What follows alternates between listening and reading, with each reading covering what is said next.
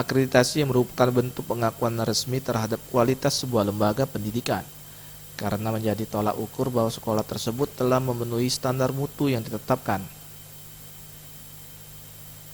Bagi calon siswa dan orang tua, akreditasi membantu dalam memilih sekolah yang kredibel, mengurangi risiko salah pilih yang bisa berdampak pada masa depan anak.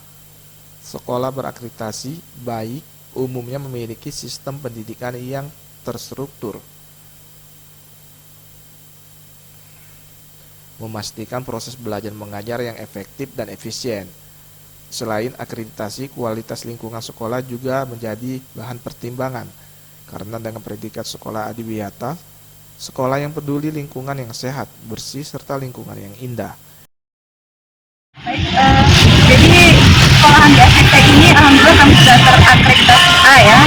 Kemudian selain itu juga kami memiliki tenaga pendidik yang berkualitas, kemudian juga bangunan yang bagus, didukung dengan sarana perparkiran yang cukup luas, kemudian juga banyak prestasi-prestasi yang sudah dilakukan oleh siswa dan gurunya. Jadi kami juga sudah memiliki penghargaan adiwiyata baik tingkat kabupaten maupun